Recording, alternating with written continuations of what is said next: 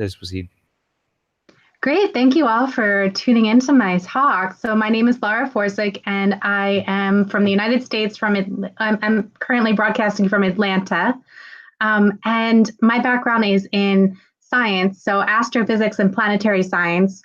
And somewhere in grad school is when I realized the broad sheer number of jobs that were in front of me in the space industry. So I always knew I wanted to be in the space industry since I was a kid.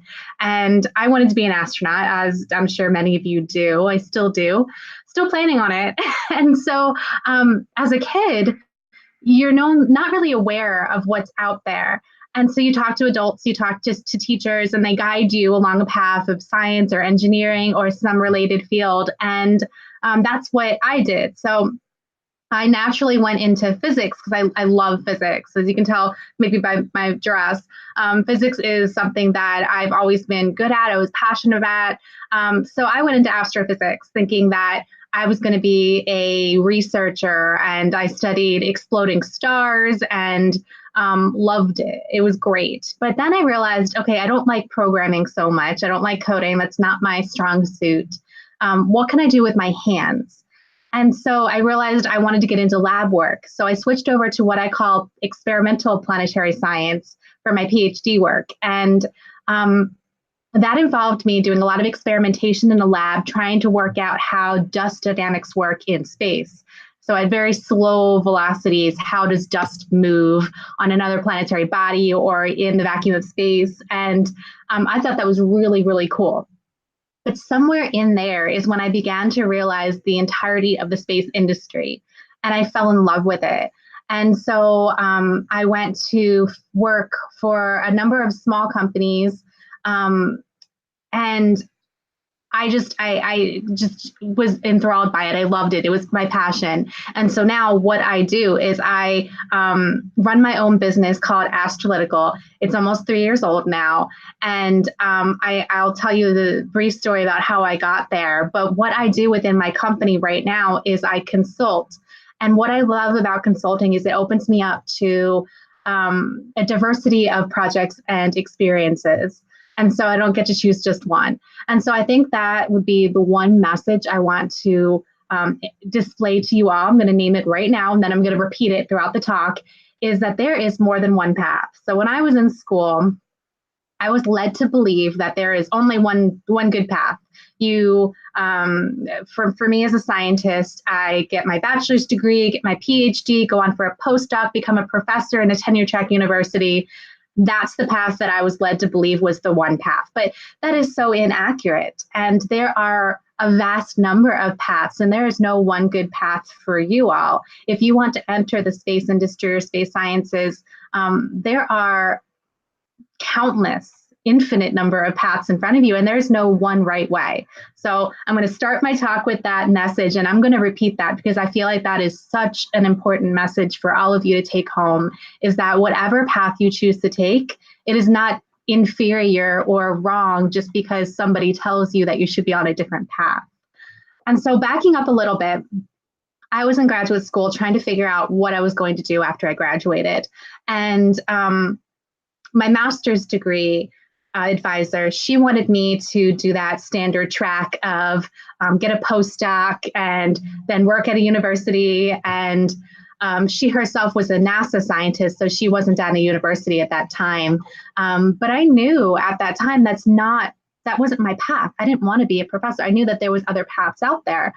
And so I began to explore the world of the space industry. And what I found was that there are countless ways to go about it. And for me, I was most interested in space business and space policy, space analysis. So using the skills that I learned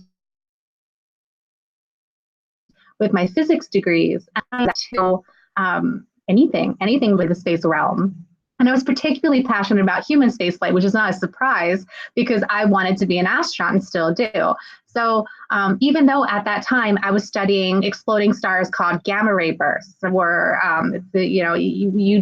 we observe huge flux of X-rays, gamma rays, and other wavelengths of light from these stars very far away, or colliding black holes. Or there's a number of theories, but that has nothing to do with human spaceflight. We will never get, hopefully, never get close to a gamma ray burst. So I was working on something all the way over here, and I was passionate about something over here. And my grad advisor was very discouraging of this. She didn't think that it was right for me to be passionate about two very separate things. That's when I realized I needed to switch advisors. And so I found another advisor for my PhD work that was much more accepting of the fact that I was passionate about various things. So even though my work for my PhD work was dust dynamics, again, not directly related to human spaceflight, it could be. So it could have to do with how planets are formed or how planetary rings are formed. I'm looking at a symbol right now of a planetary ring for SEDS Earth, and understanding how that system is formed. But it also could be applied to humans stepping foot on another world, another dusty world. So the moon or an asteroid or Mars. And I loved that. I loved that I was studying something that could be had broad applications. And my grad advisor at that time introduced me to a number of people within the space industry, and that opened my eyes. Like, I fell in love. I just soaked it all up. The more people I met and the more I got involved, the more I loved it. And it was no surprise to anybody, I don't think, that that's the direction that I took, rather than staying in academia. And of course, you can still be at a university and study human space flight or space, but that's not the path that I chose. So I and got a job at a small nonprofit that is a contractor for NASA, working on the International Space Station payloads. And so my focus was payloads that are flown on the International Space Station that benefit humanity on Earth. So not research that is done for astronaut health or things that benefit human spaceflight. It's work that would be done in space to benefit all of us here on Earth. And that was a beautiful thing, because that opens up space to everybody. Pretty much everyone on this planet almost uses space in some way or another without realizing it. So throughout humanity, we've always used the sun. We naturally need the sun. But beyond that, we use telecommunications. The way I'm speaking with you right now would not be possible without space. And I'm not going to go through a whole list, because you already know the various applications that space is useful for. You probably know more than I do, with agriculture and fishing and Earth observation. And there's just so many applications. And I loved that. I loved that I could speak to my family members or friends who didn't know anything about the space industry and tell them how it was applicable for them. And it also opened me up to a lot of different business ideas. And so some of the people that I was communicating with were entrepreneurs who had a great idea and just needed some seed money or some grant money from this nonprofit via NASA to get their idea off the ground, to get a partnership going, win a contest, to get their idea into a company. And I thought that was really fascinating. So I can't talk about most of the ideas that came through, but some of them are in press releases if you want to go look at CASIS, Center for the Advancement of Science and Space. So CASIS-ISS.org, I think, is the website. And if you want to go look at some of those press releases that have come out about the winners of grants, there's a lot of really cool ideas out there. And so that was the direction that I was being pulled, were these great ideas about how to use space.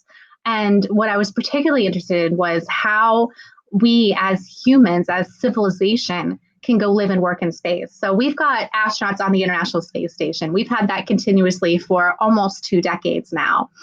And we have plans to send humans to cislunar space, the space around the Earth and Moon, to Mars, to other destinations out there. And that just fascinates me, because I think that we, a century or 2 from now, we will have these civilizations, self-sustaining civilizations in space outside of Earth.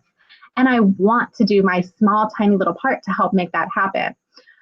So after I worked at CASIS, I got snatched up by a Swiss company that wanted to do both parabolic flight. So I don't know if you're familiar with the planes that go up like that and then curve and do these parabolas, these arcs, where you are mostly in free fall for about 25 seconds. And when you're in free fall, it feels like you're in space. It feels like microgravity essentially is. And then you do the dive back up and you repeat. And so the company wanted to do that. And I've done two of those campaigns previously, and they're amazing. If you ever get the opportunity to do it, either here in the United States with a company called Zero G Corporation, or there are other companies, France and Russia also have companies that do that. If you ever get the opportunity, take it, because it's just an amazing experience. And so the company that I worked for, they wanted to do that, but they also wanted to do something called point-to-point transportation, or I don't like that term. I just call it transportation, suborbital transportation. So in a sense, you take on wherever on the world, on the planet, and elsewhere. And it's a really quick flight because you go up into space and then you come back down. And it's about 30 minutes in space. Well, not 30 minutes in space. It's about 5 minutes in space, 30 minutes entire flight to land wherever in the world. So that would revolutionize the way that we fly, the way that we travel around the planet. It would make the world a lot more small in a sense. We would really be able to get halfway across the world very quickly. And there are other companies working on this concept, and I'm grateful for that, because the company that I worked for went out of business. They went bankrupt. So not all new space companies will succeed. In fact, a lot of them will fail. And we've seen a history of these space companies popping up and having really exciting plans and then not making it. And that's just something typical throughout all of business. Is that not all businesses succeed. But what I loved about this particular company was their motto, space for all. And I loved the concept of opening up space travel to anybody, to the common person. To this point, we've had 500-ish, a little bit more than 500 astronauts ever fly in space. And the majority of them have been the elite of the elite, to fighter pilots and top scientists and the best of the best, right? And that's not necessarily representative of who we are in humanity, especially since the majority of them have been American white male. And most of the world is not American white male.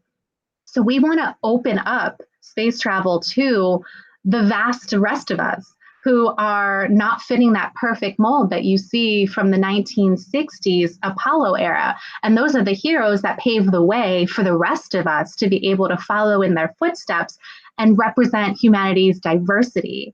And that's what I'm really passionate about, is representing diversity, whether it's gender diversity, age diversity, background diversity, and career diversity, which is something I'm really going to talk about next. And so, and of course, geographic diversity and socioeconomic background diversity. All of these things are very representative of who we are as humans. And so being able to open up space travel for the most rest of us that can't afford, $1 million or $250,000 to go into space, but maybe someday we can buy a ticket to space the way we buy a ticket for an airplane. Now, not all of humanity can afford to buy a ticket to an airplane, right? So there will still be some people who this will be unattainable. But the vast majority of us, I want to have the option and ability to be able to fly in space. And for a multitude of reasons. One, transportation, I already touched upon that. Two, there's something called the overview. Let's come back and they report that their point of view has changed because they have seen our planet in its entirety and its fragility. So this tiny little atmosphere, this little thin piece that sustains us, that we need to take care of, and this whole planet that we need to not pollute, and the lack of boundaries, the boundaries between countries, that's mostly artificial. It doesn't really matter what background we come from, what religion we come from, it's all one human race. And so that, I think, is something that could really change humanity that way. Another reason why I think it's important would be using the resources in space. So if we could get more people living, working off world, or use robotics to be able to mine other bodies, such as the moon, asteroids, Mars, wherever we go, especially asteroids that have resources, then we would never have this feeling of lacking or a finite amount of a resource.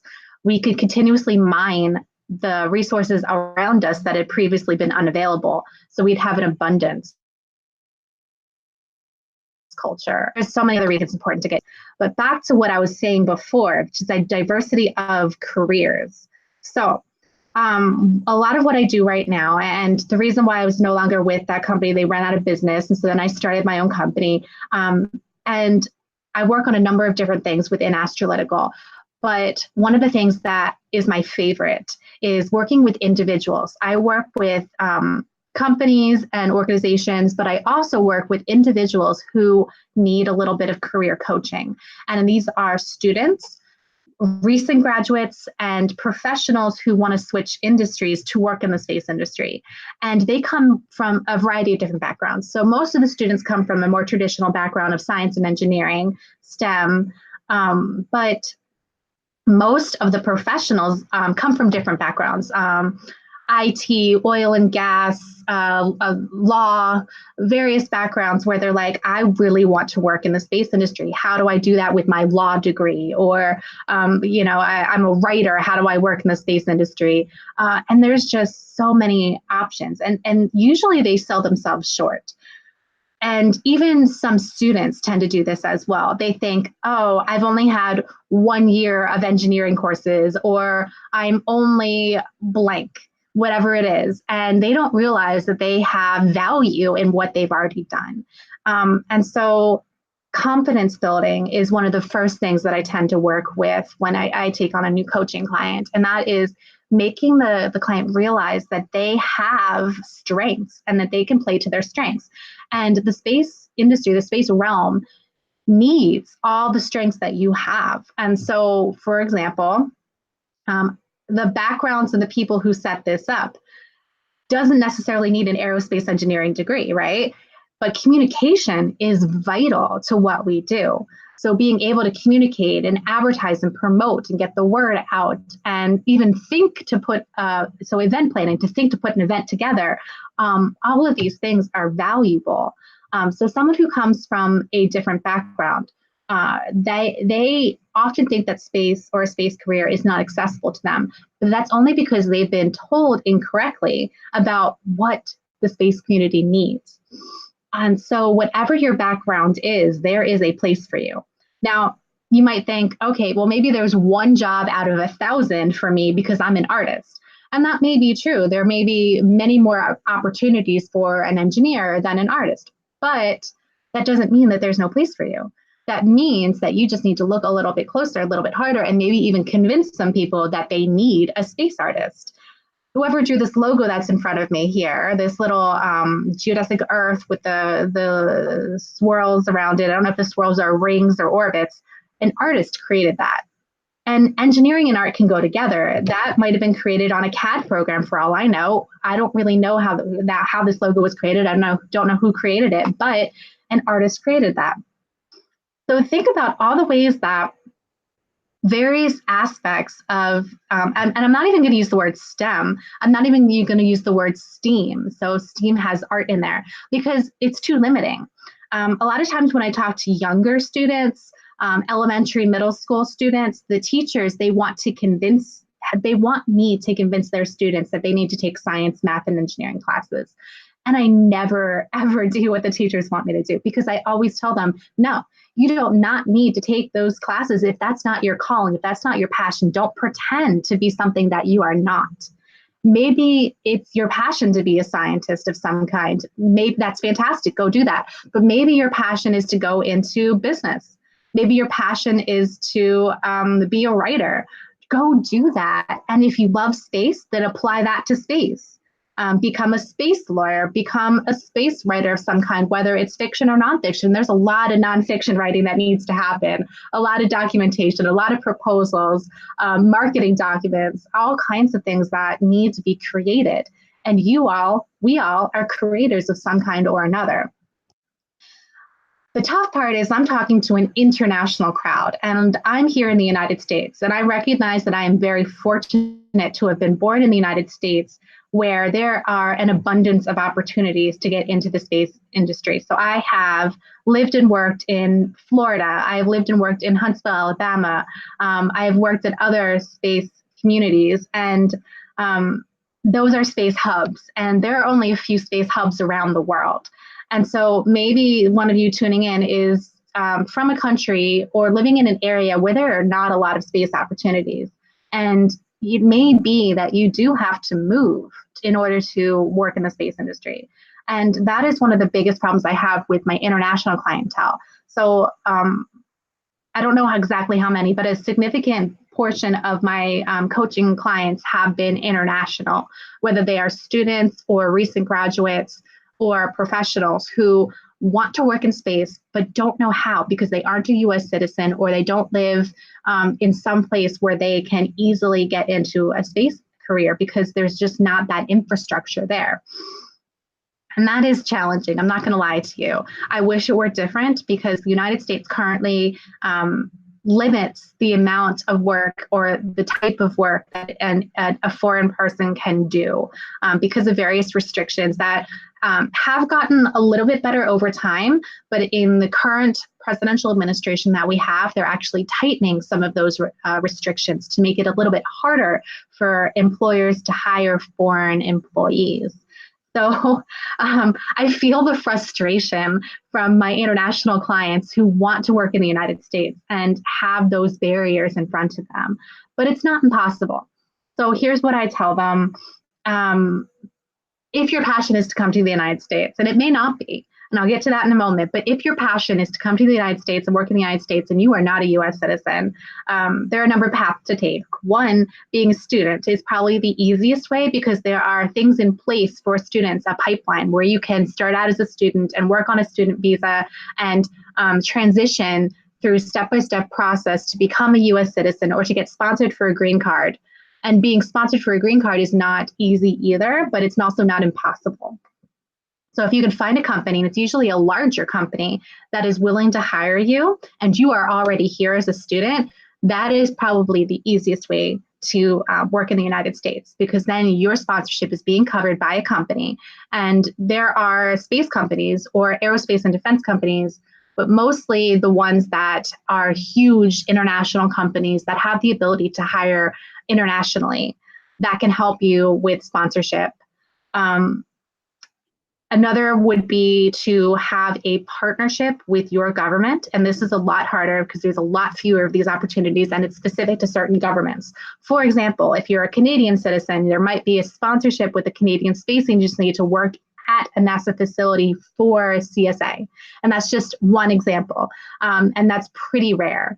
But it's not impossible. Maybe there are other ways that your home government can sponsor you within the United States to work as a representative of your government, or maybe your home embassy can point you to companies that aren't huge companies, but have the ability to sponsor you or the willingness to sponsor you for a green card or for some other means that you can work in the United States in a space company. Another way to do it would be to start your own company. There are quite a number of companies in the United States that are recognizable space companies that have been started by people who are not from the US originally, whether they become US citizens or not. So Sir Richard Branson is not an American citizen yet, or I'm pretty sure he's not. Somebody correct me if I'm wrong, but he was definitely not born in the United States. He created his Virgin Group and he created Virgin Galactic and Virgin Orbit here in the United States. Moon Express is another example where one of the executives is Canadian. There's Elon Musk, of course, South African originally. So there's just a number of opportunities to start your own company where you're not going to be under the ITAR restrictions. It's a lot harder to start your own company, especially if you are a student and you don't have that kind of financial background. And I've got my cat in the background here. So that is not necessarily a path that I would advise. However, it's not impossible. If you can find angel backing, venture capital, some way that you can support yourself, then you can start your own company. You can be an entrepreneur. And I call myself an accidental entrepreneur because it was not my intent to start my own company. It was accidental. I didn't go over this story earlier, but long story short, the company that I worked for that went out of business, I was 9 months pregnant when I was clearing out my office at Kennedy Space Center. So I was not about to go look for a job elsewhere. And so I decided to just give it a try. Why not? I had nothing to lose. I might as well try to start my own company. And it's worked out pretty well. But that may not be the path for you. Another opportunity would be to work at a non-space company that can sponsor you and then transition to a space career. And that's not impossible. It's just a little bit harder because then you have to prove that those skills you've learned at a non-space company are applicable to working in space. And most are, but it's a lot harder to convince a hiring manager, an HR director, or a filter on the internet that's going through resumes to that you are qualified. And that's where my services can help you. Not to toot my own horn, but I'm pretty good at explaining how the skills can transition.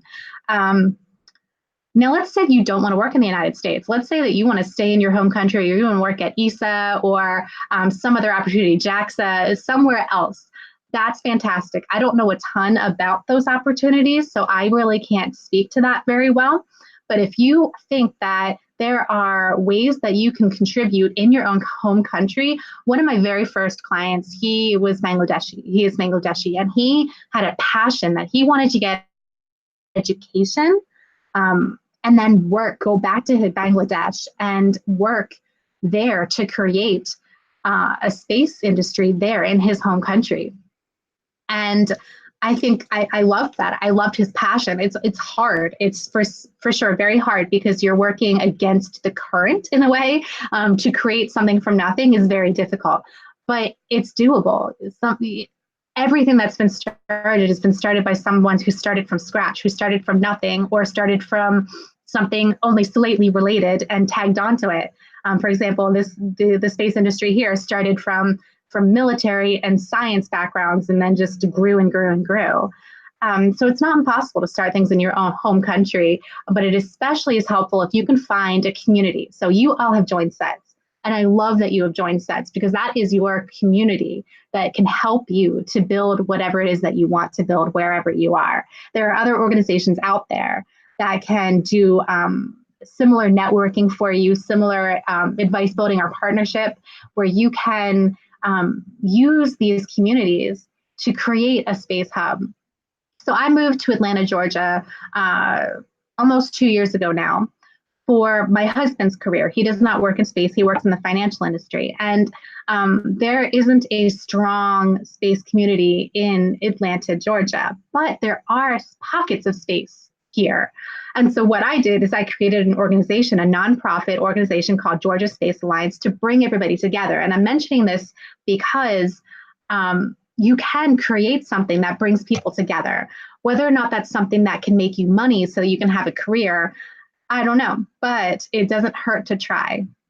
So wherever you are part of SETS. And whether there's a group of people around you who are also part of SETS, or whether you're a one person who is part of SETS, you are at least part of something bigger than yourself. And you can use the SETS community. I was part of SETS when I was an undergraduate student. You can use that community to help you wherever you are. And it's especially helpful if you find like-minded people who want to do something similar to what you want to do. You can partner together in your search for a space career. Now, I've talked a long time, so I think I'm just going to open it up to questions now. And I don't see written questions anywhere, so you might need to read the questions to me because I don't see the list. So any questions that you have about anything I've said or anything that I haven't talked about that you want me to cover, please ask. Yes, thank you for this wonderful talk, ma'am. It was a wonderful perspective, and we have got some few questions. Um, Okay, so the first one is, What are the qualities and skills that organizations associated with the modern space industry looks for in future aerospace engineers and researchers? Good question. And it's really going to be dependent on the job requirements and the culture of the company or area that you work in. So, for example, there are parts of the world that are more hierarchical, and there are parts of the world that are more free, open thinking, more open creativity, less hierarchical. So it really depends on where you are. And that's both geographic location and company size. So a smaller company might be more open, whereas a larger company might have that hierarchy.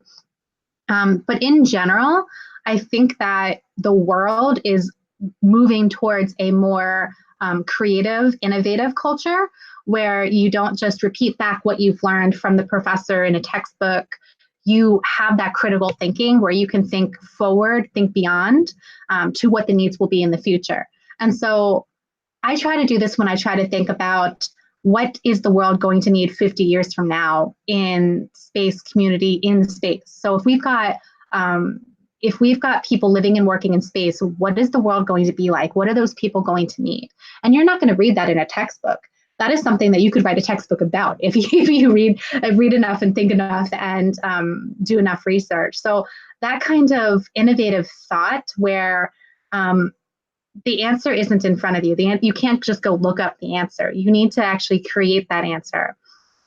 Um, of course, all the skill sets that you would need in any profession, responsibility, honesty, integrity, all of those things are critically important to be hireable anywhere.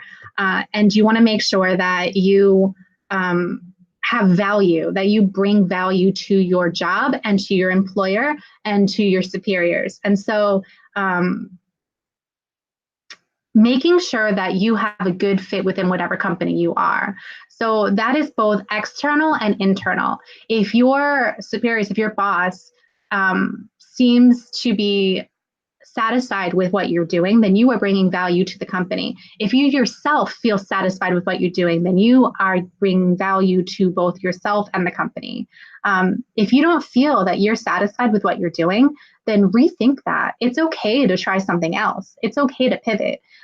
If you think that you are on a certain path and this path doesn't feel like the right path anymore, then choose a different path. So that ability to internalize and think about, to know yourself, to think about what it is that really drives you and what it is that gets you satisfaction. And if you've got the ability, the luxury of being able to change, or if you can look ahead to think, okay, what's my next move? That's also very valuable because you don't want to be stuck somewhere where you are unhappy or if you think that you could be doing something better elsewhere. So that ability to give value both externally and internally. I don't know if that fully answered the question, but I hope so. Yes, ma'am. And we have a question in our live chat box. It's from Shreyas. He says, "Hello, ma'am. Firstly, thank you for this beautiful talk. I am from a business school in India with almost no technical expertise. People have always told me that I have no future in the space industry. Can you please suggest some careers I can work on at the international stage?" Yeah, so first off, ignore those people. They're wrong. Second off, keep on doing what you're doing. So I'm actually giving a talk to a specific business, space business club on Saturday. And there are countless opportunities. Every space business was created or supported by business people. Not every engineer can be a business person. Not every engineer has the business sense. In fact, when you look to see how some companies are run or have run and gone out of business, you will see maybe that engineer wasn't the right person to run that company. Maybe they should have had somebody with a business degree to run that company, to be a CEO or a COO or in some way an executive to help guide that company based on good business principles that you have that an aerospace engineer might not have. In fact, they probably don't have. I find, especially, I mean, I don't want to insult anyone, but I find especially within engineering circles, they have somewhat of a superiority complex where they think engineering is the top and there's nothing that's above it. But the better way to look at that is that engineering can work coincide very well with other disciplines. And in fact, there are some instances, such as running a business, where a business degree might be more helpful than an engineering degree. And so that doesn't mean you need to start your own company. You can if you want to. But that means that if you're applying for jobs within the space industry, you have something that an engineer does not have. There are so many engineers that will apply for a job, but you will stand out because you have that business background that the engineer does not have, that that company may be looking for, especially within certain positions. So you can look to see what's out there. Look at the job postings that are available to you, whether you want to stay in India. And it's okay that you don't have technical experience. This is just fine. Still look to see what's out there within a space company, either in India or elsewhere where you might want to move to, and look to see what those openings are. A lot of them are going to say engineer, or technician, or whatever technical position. But there may still be some of them that require business degrees that you can still apply for, or contact the HR departments of those companies and tell them that you have this business background and sell it to them. Tell them how much your business background gives you an advantage because you understand the business principles. Just go on and tell them your strengths. And don't feel discouraged that it's going to be a little bit harder because everyone has this bias that you need to be an aerospace engineer. I am not an aerospace engineer. I'm a physicist. Still technical, yes, but another thing that can help you if you are still lacking that confidence, look at some of the top companies that you admire and look at their backgrounds. And don't just stick with the CEO. Look at the top management. Look at all of the people that you know of in the top management and see what their backgrounds are. And you might be surprised that a lot of them do not have technical backgrounds. So, to summarize, ignore the dissenters, ignore the people who have negative thoughts. When I was a first year university student, I was living in Florida and I wanted to go work at NASA. And the education office at that time, the person that I spoke with, I don't know why they said this, but when I asked about internships at NASA, they replied, no, you can't be an intern at NASA because you are a scientist and the internships are only open to engineers. Now, that was so untrue. It is so untrue. There are so many science opportunities out there. There are actually internships at NASA for any field almost. They've got writers and they've got historians and any field, business. But at that time, as a 19-year-old girl, I did not know any better. So I felt so discouraged. And I thought, am I going to need to switch to engineering? Am I going to need to change what my major is and get an engineering degree rather than a science degree? No.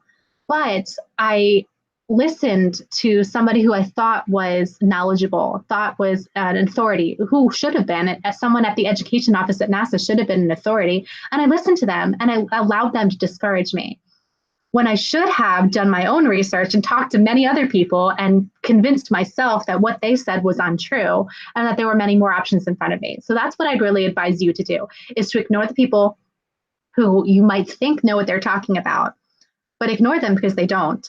And talk to people like me and others, especially others who are working in positions that you want to work in, and go look at their backgrounds. And if you find somebody, let's say you find somebody, whether you find them on LinkedIn or some other way, that has a business background, is working in a space company, maybe even is working in a company that you want to work for, reach out to them, introduce yourself, say that you admire what they're doing and you want to learn how they got to what they are doing, that you want to learn how you can emulate them, and then you can start a relationship there. And that will really help you to convince yourself that yes, you belong in the space company, in the space industry, even though you don't have a technical background. Next question. That was a wonderful answer, ma'am. We have one more question from Atri Acharya. He would like your opinion on the opportunities available in astronomical research after doing a bachelor's degree in electrical engineering. Is it at all a practical option or not? So the word practical is loaded there. Practical for what reason? What is your goal? Um, I don't have enough information. So, if your goal is to use that extra degree to switch fields to work more scientific, astronomy or some kind of scientific research, then yes, absolutely go for it. It's your electrical engineering background will help you in your further studies and in your future career. Um, you don't need it though. If your goal is to be an engineer in the space industry, then you don't necessarily need that. Electrical engineers are very, very much needed, especially when it comes to launching vehicles, payloads, other space vehicles, infrastructure on the ground. Electrical engineering is needed everywhere. And so it really depends on what your goal is. Anytime you're considering another degree, think about how that degree will help you. You can just be pursuing it because you love education, and that's great. Go ahead and do that if you've got the time and money. If you just love it, then go ahead and do that extra degree, do the extra studying. If you think that you need it, like truly, truly need it, like no company's going to hire you without it, then go ahead and do it. And then use those extra years in school in the university setting to help you to transition. So people who are labeled students, no matter what age they are, they tend to be looked upon more favorably by professionals who can help them. So if you are, let's say, 30 years old and just a professional, and you reach out to people asking for their advice, they are more likely to help you if you are labeled student because they think students are open to learning. And so that is one advantage of being labeled a student, going back to school, going back for another degree. Another advantage would be that you're open to internships.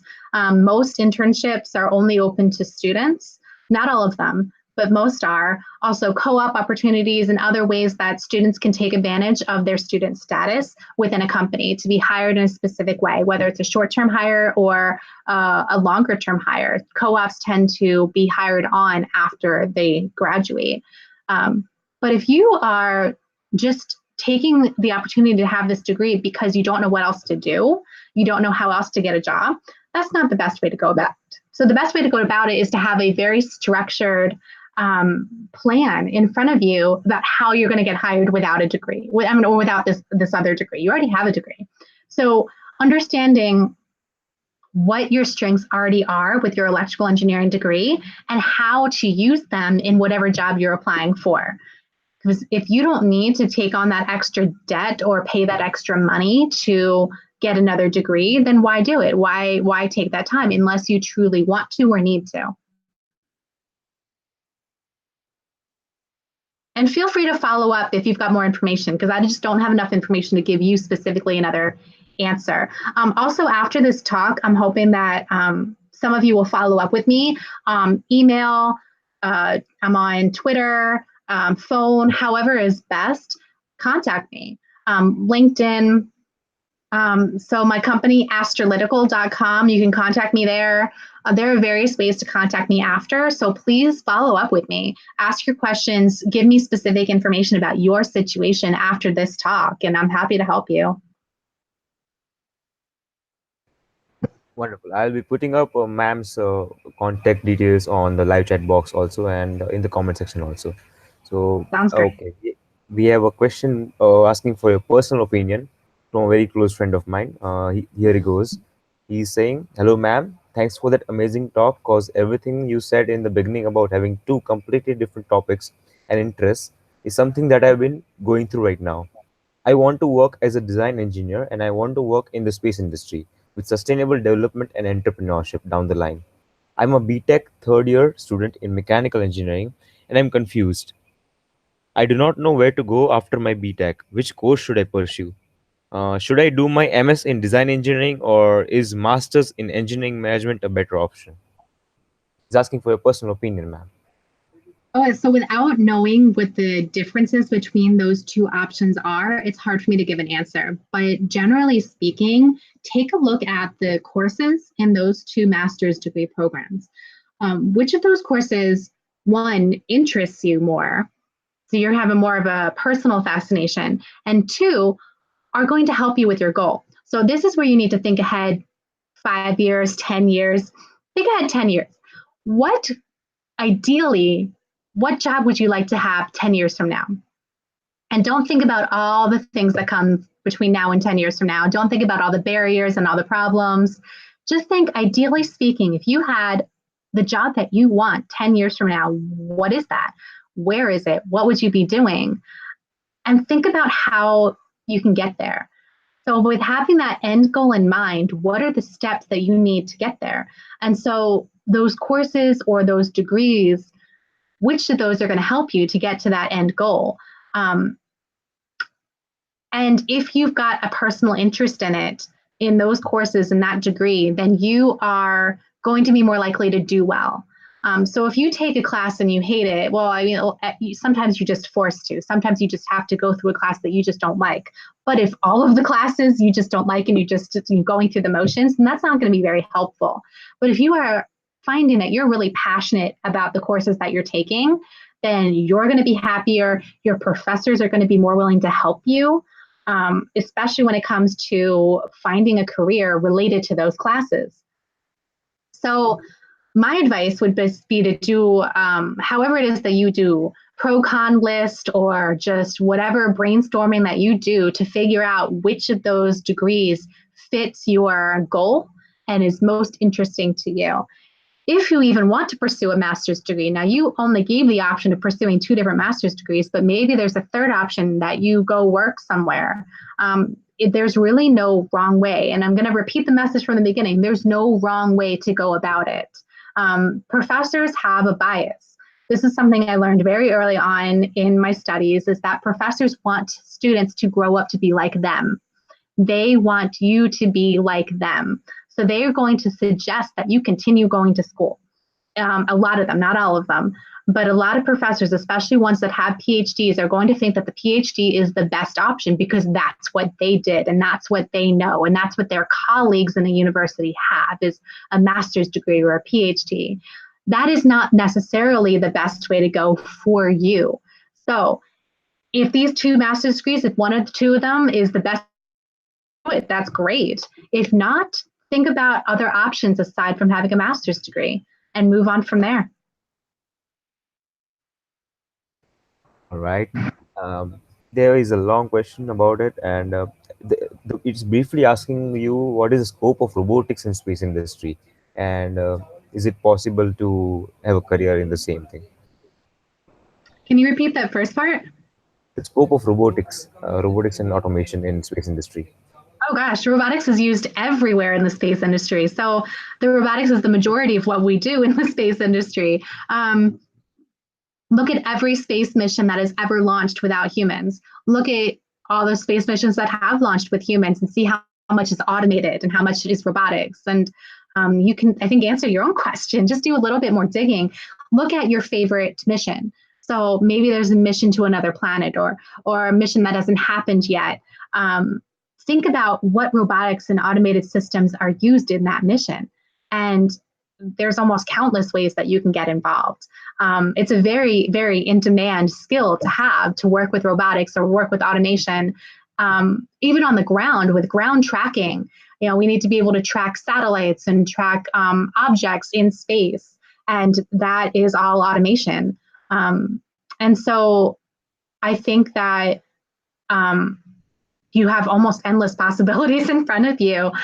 So you combine those two. Yeah, if you are passionate about robotics, then go look at space robotics. And there are lots of historical examples. The Canada arm has been, such success for Canada, for example. Look at the ways that we use robotics in space. There's NASA. It's more of like an android kind of robotics, but NASA has this Robonaut system where it's a human torso looking robot. So think about the ways that we use robotics for manufacturing and how we can manufacture spacecraft with robotics, which is something that is now something that is becoming more common, or is trying to become more common with 3D printing, especially. So think about all the ways that we use it historically, or think about ways that you know that are planning to use it, and go pursue that.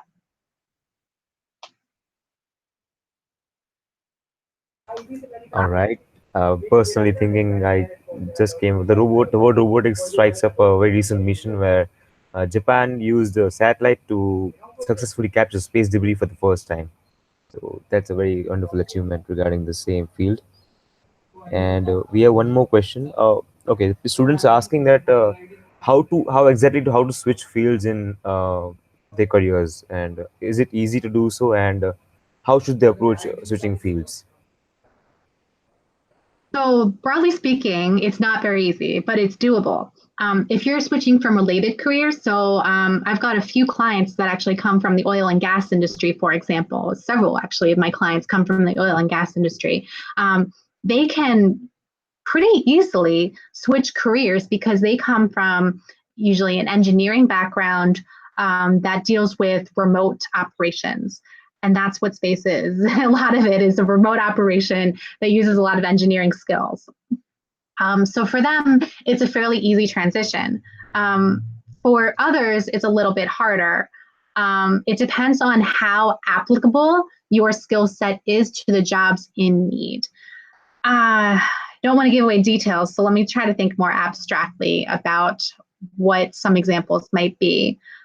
Like I said earlier, though, the diversity of careers is abundant in the space industry. So, whatever background you come from, there is a place for you in the space industry. You can just look at the astronauts who have flown to see how varied their careers are. And, you've got singer songwriters up there singing songs and creating music. And so, no matter what you do, there's a place for you. It just might be a little more challenging, especially if you don't have the means to create your own job. So, if you can create your own company, create your own position, be a freelancer, any of that, it's a lot easier. But if you are trying to get hired in a company and that company is looking for a specific person or a specific skill set, then it's harder because you need to convince that company that you are the right person or the right skill set to fit that need. And so with my clients individually, I help them determine how it is that they can best do that, how they best fit that mold, how they best communicate to companies that they fit that need in that company. But broadly speaking, what you need to do is look to see what skills you bring to that company, what skills you can use to transition what you've already done. And don't sell yourself short. You've done a lot. No matter what background you come from, you've accomplished things, you've created things, you've solved problems. So think about what you've done and think about how that relates to space. Picture yourself in some position where you've used your background in maybe it's interpersonal management, psychology, and how you can use that in a space company.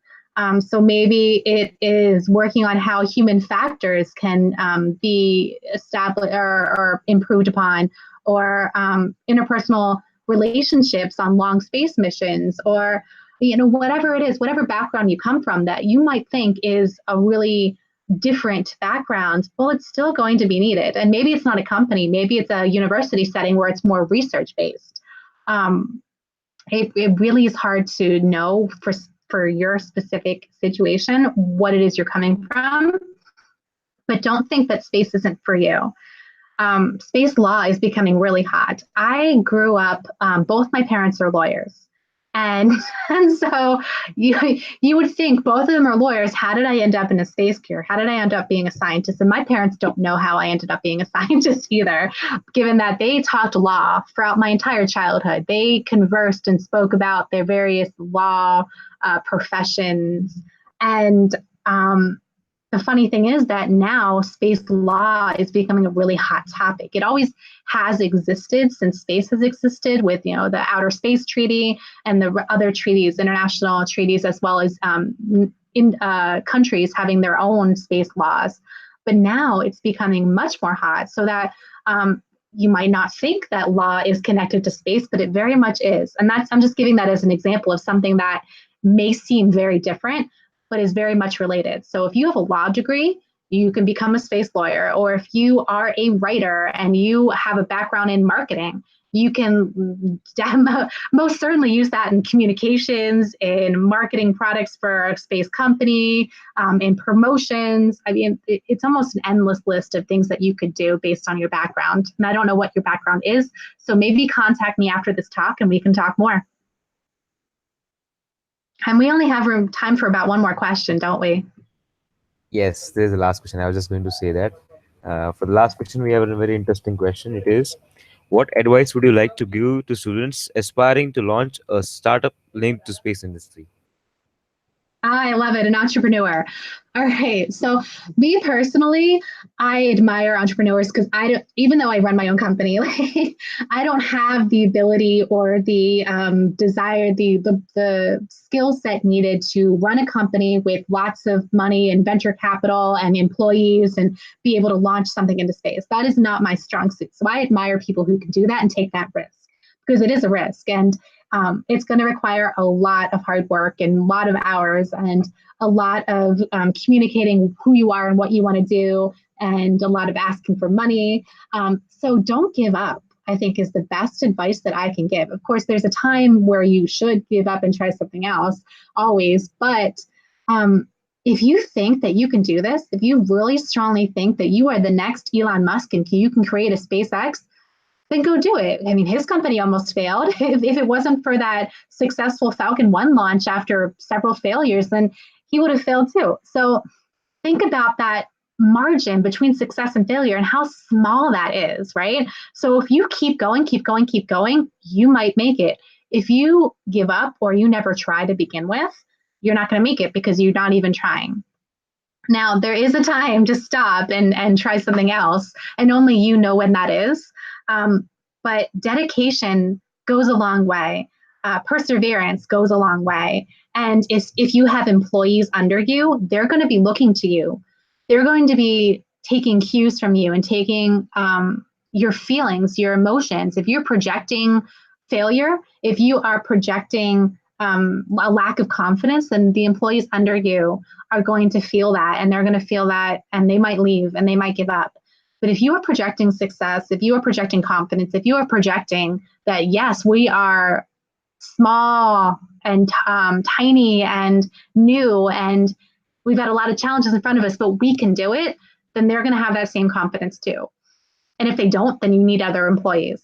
And so I myself don't have a whole lot of experience to give because I have never been in that situation. I don't come from a entrepreneurial background, but I think that enthusiasm and determination go a long way, especially if you've got strong people surrounding you. So mentors and other people who can support you to give you that boost when you need it, I think that is invaluable.